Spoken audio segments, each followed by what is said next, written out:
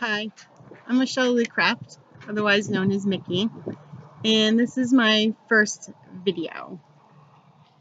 Not my first try at this video, because I've been trying to do this and I've been very nervous. And I was trying to do it at home, but I just dropped my girls off at ice skating, and there's a great bench out here, and it's a beautiful day. So I said, all right, I guess I'm gonna try to get it done out here. So I can't even see myself, so that's probably a good thing because then I'm not staring at the camera. But here it goes. I'm doing this for the Women as Empowered Learners and Leaders class at Bay Path University. And it's for an Am I a Leader question. And I've been analyzing it. The last week's been pretty awesome, analyzing myself and taking small tests to know who I am. It's really hard for me to talk about myself so much. And that's why I decided to do this video, because it's something I wouldn't normally do. So I'm trying to really challenge myself with this class. So, am I a leader? Yes and no. I think that throughout my life, even as a young age, I find myself being put in leadership roles. And I think that's because I'm creative and outspoken. I like to talk a lot to people and have a pretty bubbly personality. Why I'm not? Sometimes I just don't want to be a leader. I don't like really telling other people what to do. I'd rather just sometimes do it myself, because that's an easier way to just get stuff done yourself. And I've learned from a few experiences that I don't like taking the fall for what other people haven't done. So that being said, I'm going to go on and talk about some of the effective characteristics of a leader. And the first one, I think, is attitude and enthusiasm. A leader has to have a good attitude and able to have a personality that gets people hyped up and excited about new tasks and situations. And I think I have both the good enthusiasm, and then sometimes I think I just really fall short.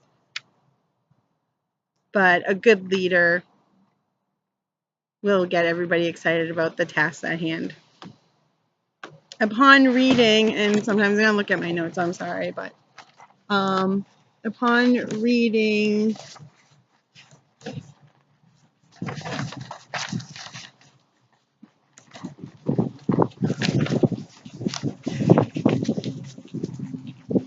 sorry, it's kind of windy. Upon reading Leadership Begins with an Inner Journey, we had to read that for this week, by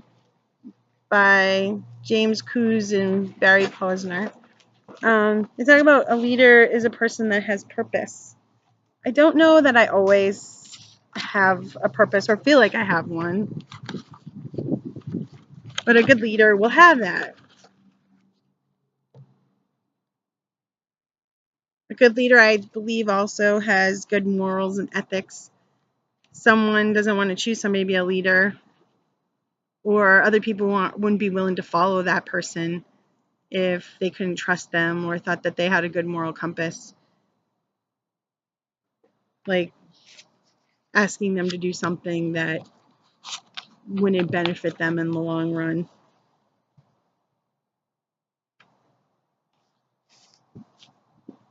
Number 4, I think that willingness to do what you're asking of those. A leader would do alongside the person what they're asking, or maybe the person that's following has seen that you have done that task and that you're willing to do it again if need be. Like, don't let any job be above you. Be willing to do it, which leads me to my next one, which is delegation. So be willing to do any job, but also know when there's not enough of you to like spread around. You can't do everything. So to delegate responsibility, to put other people in charge of things, as long as they know that you're there to help them if need be. But as a leader, you have to know that you can't do it all.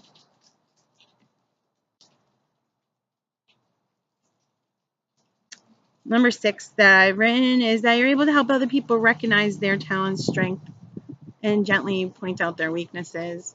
So definitely encourage people to continue on with their strengths, pointing out their talents. Maybe someone's really good at art or making signs. If like right now I work in a company where I'm a service lead and I'm in charge of a few things like small bit of marketing things, keeping the store clean, making sure all the cashiers are on task and that they're being polite to the customers and that the displays are nicely done. And I noticed like some of my cashiers may be more strong at doing displays because they have an eye for arranging things.